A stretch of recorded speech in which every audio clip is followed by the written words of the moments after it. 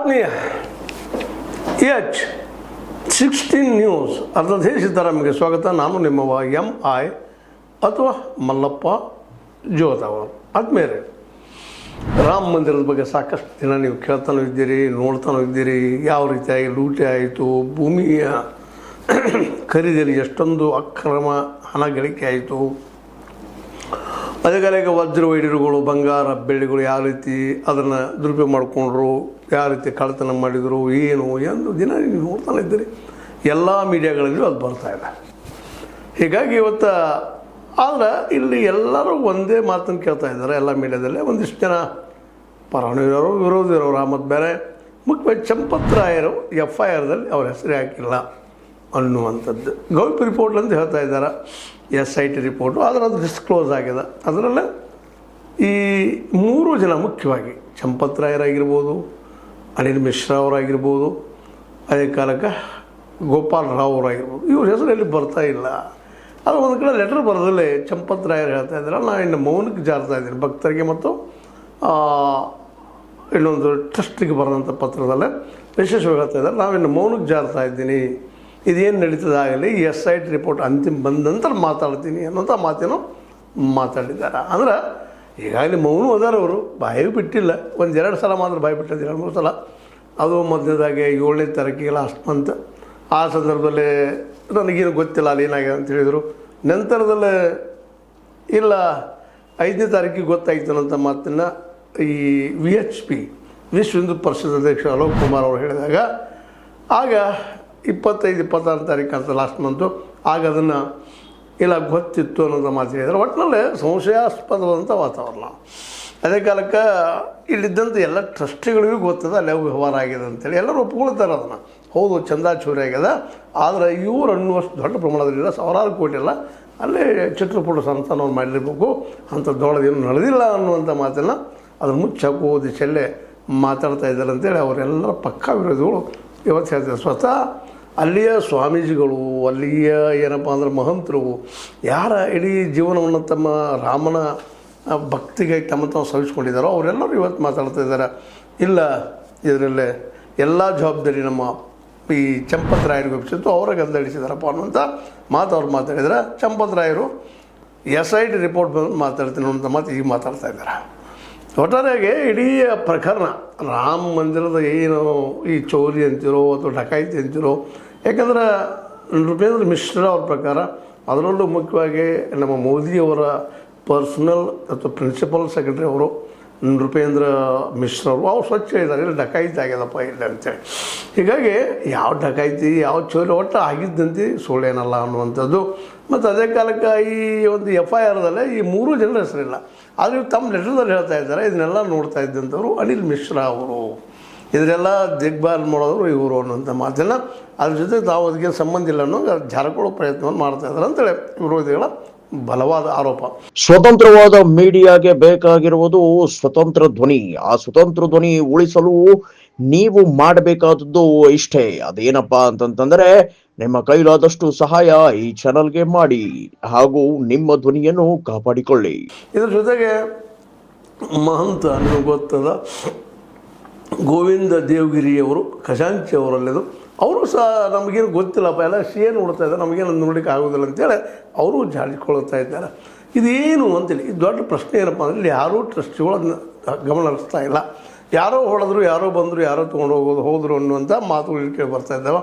ಮತ್ತು ನೀವು ಎದಕ್ಕಿದ್ರಪ್ಪ ಅಲ್ಲೇ ಅನ್ನುವಂಥದ್ದು ಒಂದು ಪ್ರಶ್ನೆ ಉಳಿತದೆ. ಯಾಕಂದ್ರೆ ಮುಖ್ಯವಾಗಿ ಇವ್ರು ನೇಮಿಸಿದ್ದು ಒಳ್ಳೆಯ ಆಡಳಿತ ಆಗಲಿ, ರಾಮ ಮಂದಿರ ದುಡ್ಡು ಎಲ್ಲೇ ಅವ್ಯವಹಾರ ಆಗದೇ ಇರಲಿ, ರಾಮನ ಕೆಲಸಗಳಿಗೆ ಉಪಯೋಗ ಆಗಲಿ ಅನ್ನುವಂಥದ್ದೆಲ್ಲ ಬಗ್ಗೆ ಏನಕ್ಕೆ ಒಂದು ಲಿಸ್ಟ್ ಕೊಡ್ತಾ ಇದ್ದಾರೆ, ಇವರು ಲೆಕ್ಕಪತ್ರ ಕೊಡ್ತಾ ಇದ್ದಾರೆ. 3,000 ಮೇಲೆ ಸಮಥಿಂಗ್ ಬಂತಿದ್ರೆ 2,000 ಕೋಟಿಗಳ ಮೇಲೆ ನಾವು ಖರ್ಚು ಮಾಡಿದ್ವಿ ಮಂದಿರ ಸಲುವಾಗಿ, ಹಾಗೆ ಎಲ್ಲ ಕೊಡ್ತಾ ಇದ್ದಾರೆ. ಆದರೆ ಇಲ್ಲೊಂದು ಸಣ್ಣ ಪ್ರಶ್ನೆ ಏನು ಬರ್ತದಪ್ಪ ಅಂತಂದ್ರೆ, ಈ 45 ದಿನಗಳ ಒಂದು ಏನಪ್ಪ ಅಂದ್ರೆ ಫುಟೇಜ್ ಸಿಕ್ಕದ CCTV, ಅದರಲ್ಲಿ ಇವರೆಲ್ಲ 8 ಮಂದಿ ಏನು ಹೇಳಿದ್ದಾರೆ ಇವತ್ತು FIR ಆಗ್ಯದ, ಅವರು ಅಲ್ಲೇ ಅಡ್ಡಾಡೋದು, ದುಡ್ಡು ತೊಗೊಳ್ಳೋದು, ಮಾಡೋದು ಅನ್ನುವಂಥದ್ದು. ಮತ್ತು ಮೂಲತಃ ಅಲ್ಲಿ ಏನೈತಪ್ಪ ಅಂತಂದ್ರೆ, ಕಿಸೆ ಇಲ್ಲದಂಥ ಡ್ರೆಸ್ ಹಾಕೊಂಡ್ಬರ್ಬೇಕು ಅಂತ, ರೊಕ್ಕ ಎನಿಸೋಲೆ, ರಾಮನ ಹುಂಡಿಯ ಹಣವನ್ನು ಎನಿಸೋಲೆ ಕಿಸೆ ಇಲ್ಲದಂಥ ಡ್ರೆಸ್ ಹಾಕೊಂಡ್ಬರ್ಬೇಕು ಅಂತ ಹೇಳಿದ್ರು. ನಂತರ ಕಿಸೆದವ್ರು ಬಂದರು, ಕಿಸೆದಲ್ಲಿ ಹಾಕೊಂಡು ಹೋದರು, ಮಾಡಿದರು. ಅವು ಸಹ CCTVಯಲ್ಲಿ ಕಂಡು ಬರ್ತಾ ಇದ್ದಾವೆ. ಅಂದ್ರೆ ಇಲ್ಲಿ ಏನಪ್ಪ ಅಂತಂದ್ರೆ CCTV ಫೋಟೋಸಲ್ಲೇ 70 ಸಲ ಕಳ್ಳತನ ಆಗಿದ್ದು ಕಂಡು ಬರ್ತದೆ. ಏನೀಗ ಇವತ್ತು 80 ಲಕ್ಷ ರೂಪಾಯಿ ಸಿಕ್ಕಿದಾವಲ್ಲ ಅದ್ರದ್ದು ಎಷ್ಟು 70 ಸಲ ಆಗ್ಯದ. ಆದರೆ ಇವತ್ತಿನ ಕೇಳ್ತಾ ಇದ್ದಾರೆ ಎಲ್ಲರೂ, ಈ ಹಿಂದೆ 2 ಸಲ ಆಗಿರ್ಬೇಕು. ಕೇವಲ 45 ದಿನದಲ್ಲೇ 70 ಸಲ ಕಳ್ಳತನ ಆಗಿ 80 ಲಕ್ಷ ದುಡ್ಡು ಹಗರಣ ಆಗಿದೆ, ಮತ್ತೇನೂ ಆಗಿಲ್ಲ. ಮತ್ತು ಅದರಲ್ಲಿ ಸ್ವಚ್ಛ ಸಿಗ್ತಾ ಇದ್ದೇವೆ, ಕಾಣ್ತಾ ಇದ್ದಾರೆ. ಅವ್ರು ತೆಗೆದುಕೊಂಡು ಕಿಸೆಲ್ ಹಾಕೊಳ್ಳುವಂಥದ್ದು ಮಾಡುವಂಥದ್ದು ಎಲ್ಲ ಪೊಟೆನ್ಷಿಯಲ್ ಕಾಣ್ತಿದ್ದೇವೆ. ಅದಕ್ಕೆ ಇನ್ನುಳಿದು ಏನಾಯಿತು ಮತ್ತು ಅದರ ಮೂಲ ಪ್ರಶ್ನೆ ಕೇಳ್ತಾ ಇರೋದು, ನಾನು ನಿಮಗೆ ಹಿಂದಿನ ಎಪಿಸೋಡಲ್ಲಿ ಒಂದು ಸ್ವಲ್ಪ ತಪ್ಪು ಹೇಳಿದ ನನಗೆ ಮೆಮೊರಿ ಸ್ವಲ್ಪ ಪ್ರಾಬ್ಲಮ್ ಆಗಿ ಆ್ಯಕ್ಚುಲಿ 9 ಅಥವಾ 9-10 ಕೋಟಿ ರೂಪಾಯಿ ಅವನೇ ಒಂದು ಏನಿತ್ತು ಅಲ್ಲಿ ಭೂಮಿ, ಅದು ಇವತ್ತು 120 ಅಥವಾ 115 ಕೋಟಿ ಜನ ಮೌಲ್ಯ ಆಗುವಂಥದ್ದು. ಆ ಭೂಮಿ ಅವು ವ್ಯವಹಾರದ ಬಗ್ಗೆ ಇವತ್ತು ಯಾರು ಮಾತಾಡ್ತಾ ಇಲ್ಲ ಅನ್ನುವಂಥ ಮಾತುಗಳು ಬರ್ತಾಯಿದ್ದಾವೆ. ಅಂದ್ರೆ ಸಂಜಯ್ ಸಿಂಗ್ ಏನು ಆರೋಪ ಮಾಡ್ತಾ ಇದ್ದಾರೆ, ಮೇನ್ ಆರೋಪ ಮಾಡ್ತಾ ಇರೋದು ಸಂಜಯ್ ಸಿಂಗ್ ಭೂಮಿ ಬದಲಾಗಿ.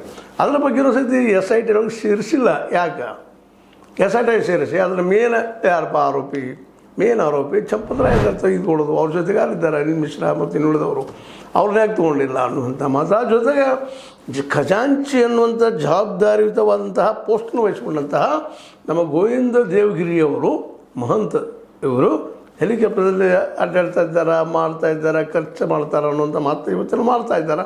ಅವ್ರ ವಿರೋಧಿಗಳು ಇರ್ಬೋದು, ಅವ್ರ ದುಡ್ಡಿನಲ್ಲಿ ಅವ್ರು ಖರ್ಚು ಮಾಡ್ತಾ ಇರ್ಬೋದು ಆ ಮತ್ತು ಬೇರೆಯಲ್ಲೇ, ಬಟ್ ಅದು ಸಹಿತ ಇವಾಗ ಸಂಶಯಾಸ್ಪದವಾಗಿ ಕೇಳ್ತಾ ಇದ್ದಾರೆ.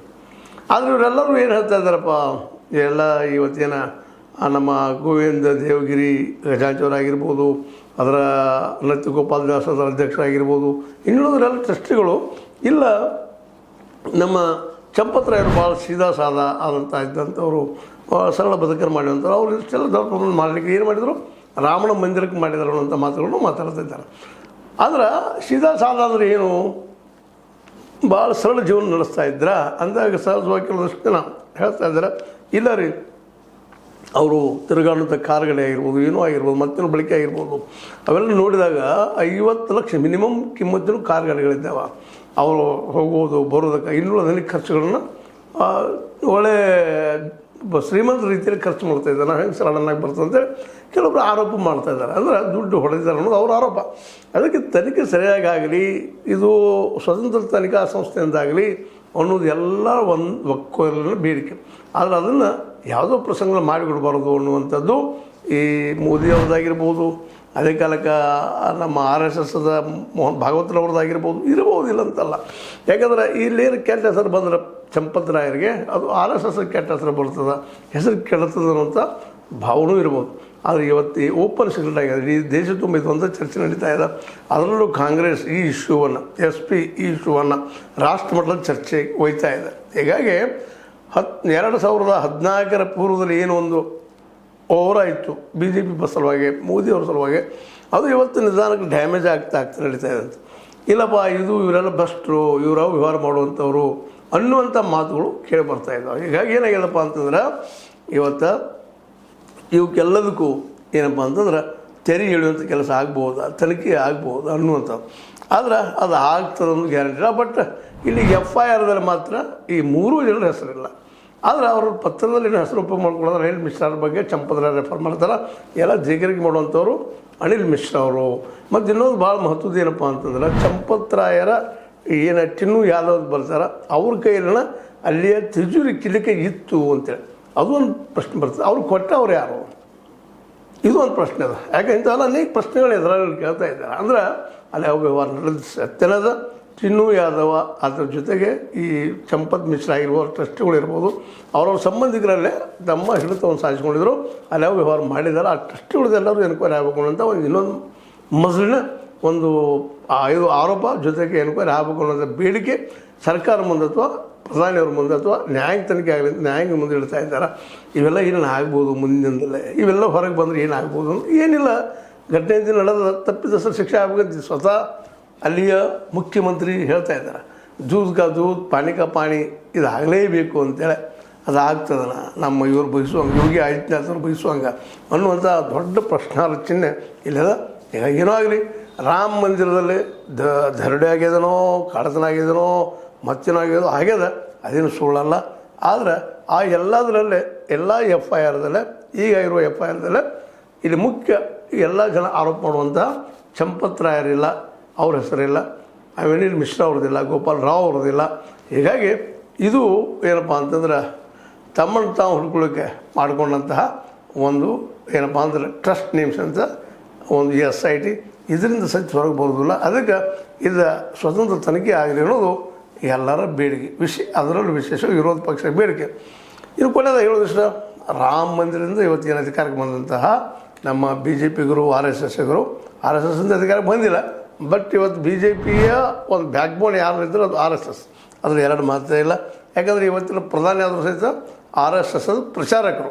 ಈ ಎಲ್ಲ ದೃಷ್ಟಿ ಇಟ್ಕೊಂಡು ಇವುಗಳಿಗೆಲ್ಲ ಇನ್ನು ಮುಂದಿನಲ್ಲಿ ಯಾವ ರೀತಿ ಉತ್ತರ ಕೊಡ್ಬೋದು, ಕೊಡ್ಲಿಕ್ಕೆ ಶುರು ಮಾಡಿದ್ದಾರೆ. ಈಗಾಗಲೇ ಏನು ದೊಡ್ಡ ಅಪರಾಧ ಅಲ್ಲ, ಅನೇಕ ಸಂಸ್ಥೆಗಳಾಗ್ತವ ಅನ್ನುವಂಥ ಮಾತು ಮಾತಾಡ್ತಾ ಇದ್ದಾರೆ. ಆದರೆ ವಿರೋಧಿಗಳು ಒಪ್ತಾ ಇಲ್ಲ. ನೀವು ರಾಮ ಮಂದಿರದ ಹೋರಾಟ ಮಾಡಿದ್ದು ರಾಮನ ಗುಡಿ ಅದರಿಂದ ವ್ಯವಹಾರ ಮಾಡೋದಕ್ಕೆ, ಅವ್ಯವಹಾರ ಮಾಡೋದಕ್ಕೆ, ದುಡ್ಡು ಹಿಡಿಯೋದಕ್ಕೆ ಅಂತ ಪ್ರಶ್ನೆ ಜೋರು ಮಾಡ್ತಾ ಇದ್ದಾರೆ. ಹೀಗಾಗಿ ಇದು ಅಷ್ಟು ಸುಲಭ ಮುಗಿಯದ ಒಂದು ಘಟನೆ ಅಂತ ಹೇಳ್ತಾ, ಅಥವಾ ಒಂದು ನಡೆದಂಥ ಒಂದು ಏನಪ್ಪ ಒಂದು ಏನು ದುರಂತ ಅಂದರೂ ಅಡ್ಡಿಲ್ಲ. ಮತ್ತೆ ರೈತರು ಗೊತ್ತಿಲ್ಲ ನನಗೆ, ನೋಡಿರಿ ಅಂತ ಹೇಳ್ತಾ, ಇದು ನಿಮ್ಮ ಲೈಕ್ ಆಗಿರೋದು ಲೈಕ್ ಮಾಡಿ ಶೇರ್ ಮಾಡಿ ಕಮೆಂಟ್ ಮಾಡಿ, ಜೊತೆಗೆ ಸಬ್ಸ್ಕ್ರೈಬ್ ನಿಲ್ಲಿಸ್ಬಾರ್ದು. S16 ನ್ಯೂಸ್ ಅರ್ಥ ತಿಳಿಸಿದ್ದಾರೆಂಬುದು ಸತ್ಯದ ಕೈಗನ್ನಡಿ ವಂದನೆಗಳು. ಆತ್ಮೀಯ ಸಾರ್ವಜನಿಕರಲ್ಲಿ H16 ಅರ್ಥಾತ್ ಸೀತಾರಾಮದಿಂದ ಒಂದು ಮನವಿ.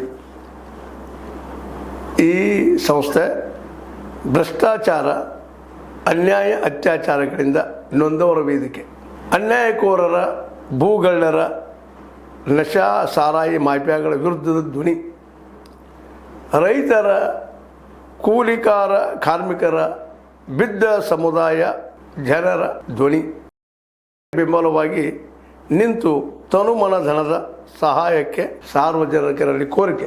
ದಾನದ ಸಹಾಯ ನೀಡಿ ಸ್ವಾತಂತ್ರ್ಯ ಪತ್ರಿಕೋದ್ಯಮ ಉಳಿಸಿ ಬೆಳೆಸಿ. ವಂದನೆಗಳು. ತಮ್ಮನ್ನೇ ನಂಬಿರುವ ಮಲ್ಲಪ್ಪ ಇ ಜೋತಾವರ್. ಈ ಕೆಳಗಿನ QR ಸ್ಕ್ಯಾನ್ ಮಾಡಿ ಅಥವಾ ಈ ನಂಬರ್ ಅಂದರೆ 7411402405ಗೆ ಇಲ್ಲ 9686864852ಗೆ ನೀವು ಫೋನ್ಪೇ ಮಾಡಿ, Paytm ಮಾಡಿ, ಅಥವಾ ಇನ್ನಾವುದೇ ಮಾಧ್ಯಮದಿಂದ ಗೂಗಲ್ ಮೂಲಕ ಸಹಾಯ ಮಾಡಿ ಈ ಪ್ರಾಮಾಣಿಕ ಪತ್ರಿಕೋದ್ಯಮವನ್ನು ಉಳಿಸಿ ಅಂತ ಮತ್ತೊಮ್ಮೆ ಮನವಿ. ವಂದನೆಗಳು.